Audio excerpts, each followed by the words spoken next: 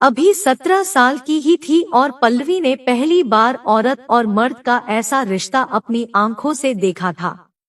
कुछ देर ऐसा देखकर वह सुन पड़ गई और हेलो दोस्तों, आप सभी का स्वागत है हमारे YouTube चैनल पर। दोस्तों, ये कहानी है आपको हैरान कर देगी कि क्या एक औरत ऐसा भी कर सकती है। दोस्तों, ये कहानी शुरू होती है पल्लवी से। पल्लवी 17 साल की एक कम उम्र की जवान और खूबसूरत लड़की थी। पल्लवी के 3 भाई बहन थे। पहला उसका बड़ा भाई राहुल जो 22 साल का नौजवान लड़का था। फिर पल्लवी और उसके बाद एक छोटी बहन जो 12 साल की थी। एक दिन गांव से पल्लवी के चाचा की मौत की खबर आ गई।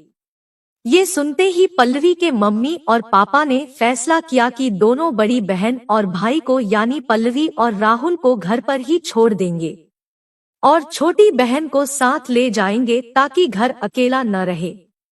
पल्लवी ने अपनी माँ से थोड़ी देर की कि बड़े भाई को भी घर पर रहने दो और मुझे भी साथ ले चलो।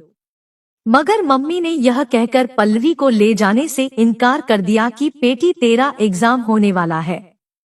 आमिल बाबा अजीम बंगाली, काले इल्म वाले, काले इल्म के बेताज बादशाह, जायज़ो नाजायज काम के माहिर, मुझे वो मसला बताओ जो हल ना हो। शैतानी अमलियात और तावीज़ात का तोड़, तलाक का मसला, कारोबारी बंदिश, औलाद का ना होना या होकर मर जाना, पसंद की शादी, आखिरी उम्मीद समझकर जरूर कॉल करें। काले जादू के असली सिफली अमलियात, एतमाद आपका, मेहनत हमारी। आमिल बाबा अजीम बंगाली। और तुम्हारे बड़े भाई के भी तुम दोनों साथ में घर पर ही रहो और एग्जाम की तैयारी करो।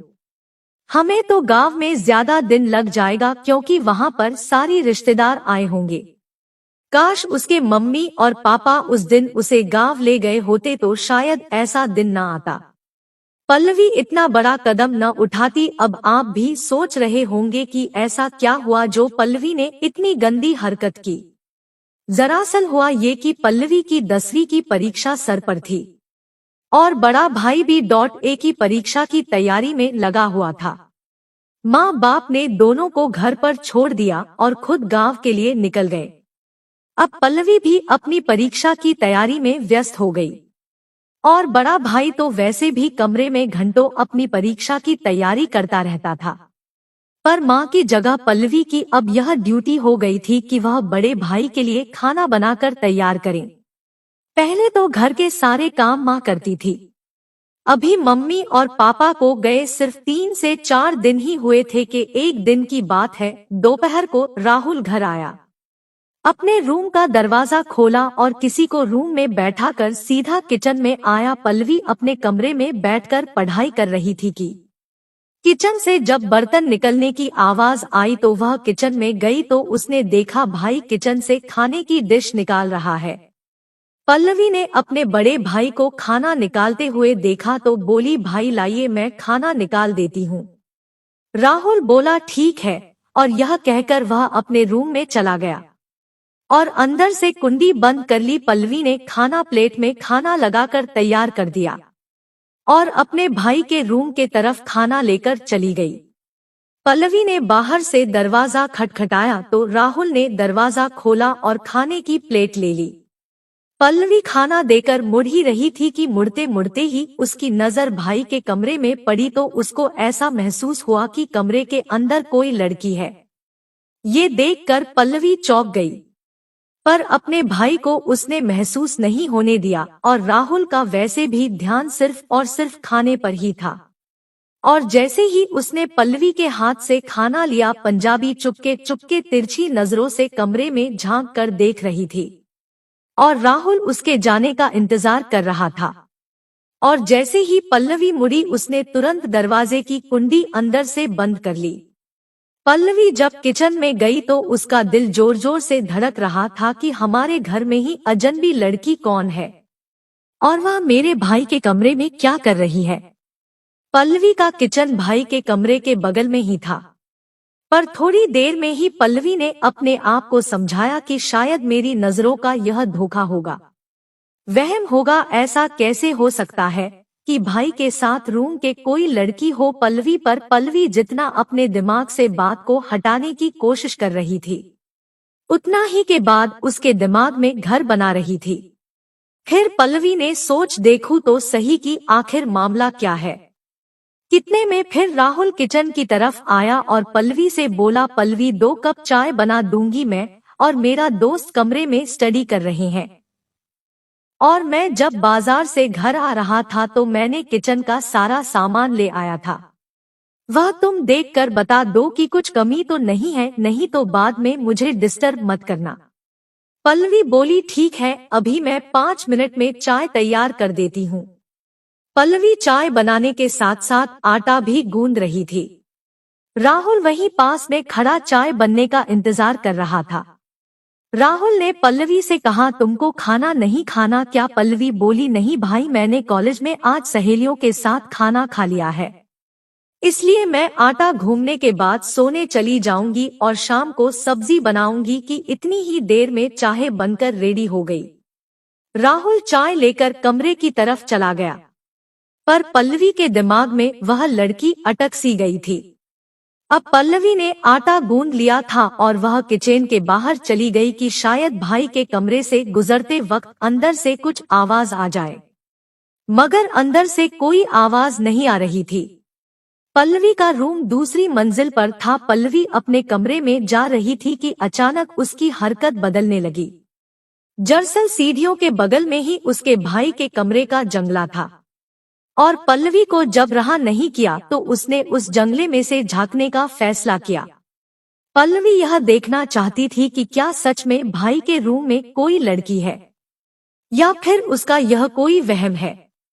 और जब पल्लवी ने सीढ़ियों पर चढ़कर जंगले में से अपने भाई के कमरे में झांका तो पल्लवी ने कुछ ऐसा देखा कि उसका दिलो दिमाग भाग से उड़ गया। कमरे के अंदर पल्लवी का भाई और वह लड़की ऐसी हालत में थी, पल्लवी ने दोनों को देखकर अपना आपा खो दिया। पल्लवी अभी 17 साल की ही थी और पल्लवी ने पहली बार औरत और मर्द का ऐसा रिश्ता अपनी आंखों से देखा था। कुछ देर ऐसा देखकर वह सुन पड़ गई और अपने कमरे में जाकर सो गई। कुछ घंटों बाद जोर आवाज होने लगी तो पल्लवी की आंख खुल गई। जब वह कमरे से बाहर आए तो उसने देखा वह आवाज नहीं बल्कि टेलीफोन की घंटी बज रही थी। पल्लवी नहीं कर उधर देखा और नींद में ही उसने फोन उठा लिया। पल्लवी फोन पर कुछ बोलती थी, उससे पहले उधर से एक लड़की की आवाज आई और लड़की कहने लगी, राहुल मुझे आपकी बहुत याद। यह सुनते ही पल्लवी समझ गई कि यह वही लड़की है जो सुबह मेरे भाई के कमरे में थी और वह घर जाने के बाद उससे फोन पर बात करने की कोशिश में है। राहुल अपने कमरे में ही था और जब उसने फोन की घंटी सुनी तो दौड़ते हुए ऊपर आ गया। पल्लवी अपने भाई को ऊपर आता देख तुरंत उस लड़की का फोन काट कर सोने का नाटक करने लगती है। टेलीफोन पल्लवी के कमरे में ही था और जब राहुल पल्लवी के कमरे में पहुंचा तो उसने देखा फोन काटा हुआ है और पल्लवी सो रही है। पर पल्लवी सो नहीं रही थी, वह तो सोने का नाटक कर रही थी। राहुल ने तुरंत उस लड़की को फोन लगाया और फोन पर ही गंदी गंदी बातें करने लगा। दिन में वह हरकत और रात की ऐसी बातों ने पल्लवी को अब लड़की से औरत बनना शुरू हो कर दिया था। अब रात का 1 बज चुका था। पल्लवी ने रात का खाना भी नहीं बनाया था। राहुल जब बात करके फोन से उठा तो उसने कहा, पल्लवी उठो, तुमने तो खाना भी नहीं बनाया है, कितना सोगी? तब पल्लवी एक्टिंग करते हुए करवट लेकर उठी और बोली, क्या टाइम हो रहा है भाई? उसने कहा, रात 1 बज रहा है, तुम तो घोड़े बेचकर सोई हो, खाना भी नहीं बनाया। अपने भाई की बात सुनकर पल्लवी ने एक्टिंग की है, 1 बज गया, मैं तो दोपहर में सोई थी, अपने मुझे जगाया ही नहीं। राहुल बोला, चलो उठो और जो तुम्हें खाना है वो खा लो, मैं बाहर सब्जी पराठा खाकर आया हूँ, सुबह मुझे यूनिवर्सिटी भी जाना है।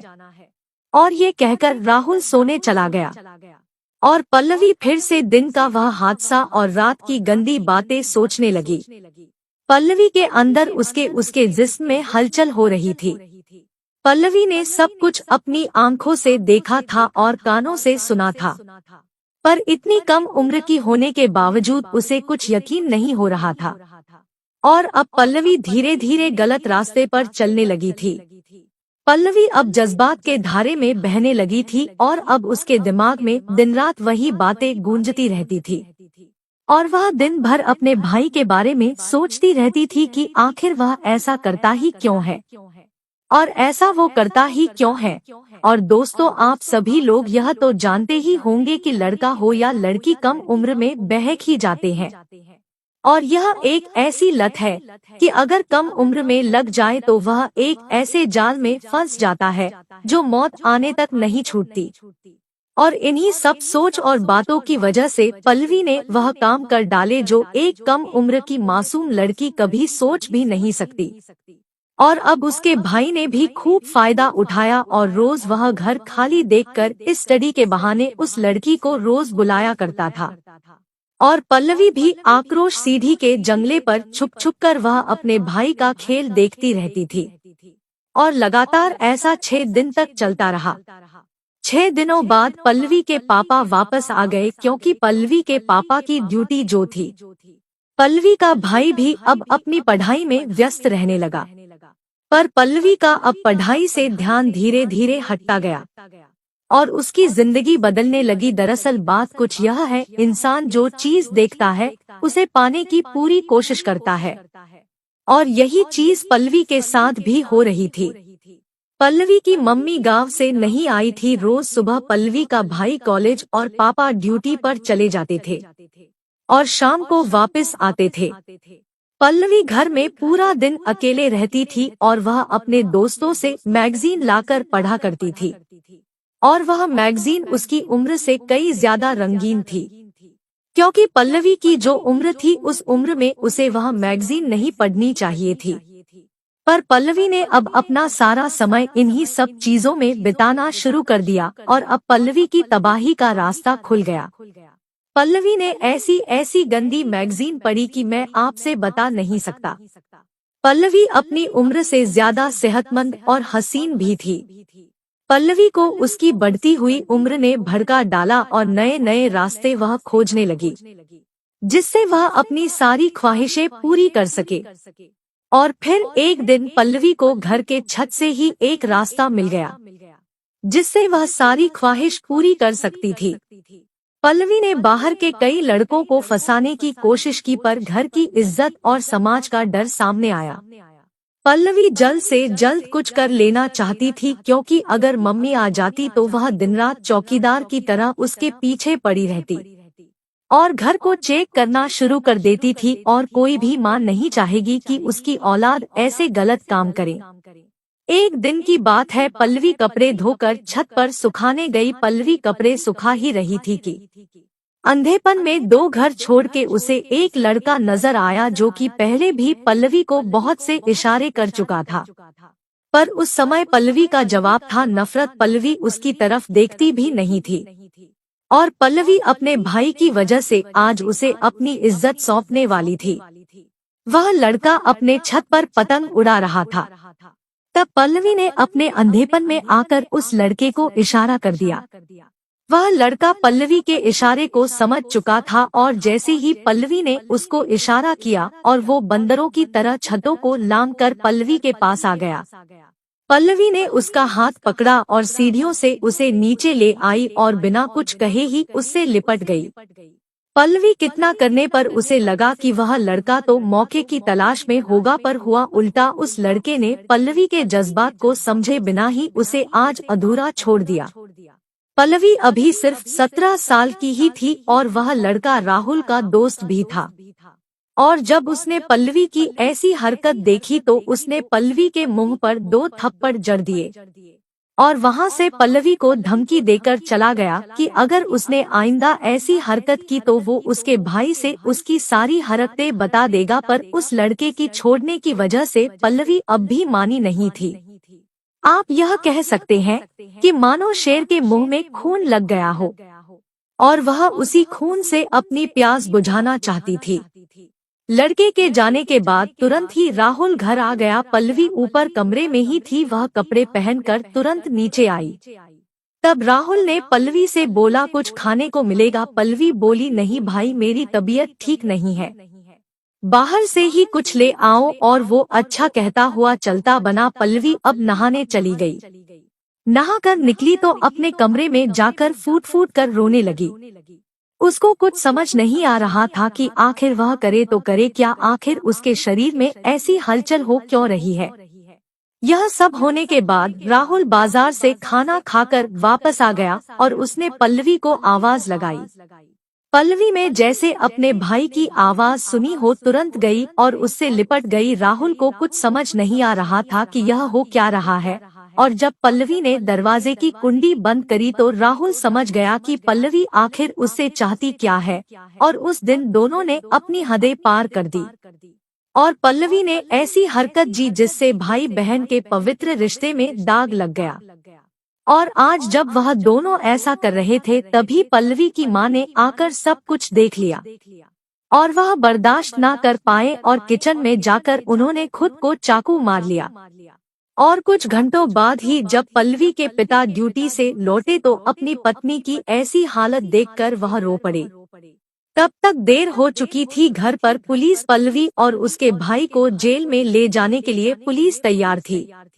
और जब पल्लवी के पिता को यह बात पता चली तो पुलिस के जाने के बाद उन्होंने भी जहर खाकर खुद को मौत के घाट उतार लिया। तो दोस्तों, इस कहानी से हमको यह सीख मिलती है कि हमें बच्चों के सामने कोई ऐसी गलत हरकत नहीं करनी चाहिए जिससे बच्चों का मन भटके, और हमें रिश्तों की इज्जत करनी चाहिए। आपने देखा किस तरीके से एक गलती की वजह से पल्लवी का पूरा हंसता खेलता परिवार बर्बाद हो गया। दोस्तों, और भी इस तरह की वीडियो देखने के लिए हमारे साथ जुड़े। धन्यवाद।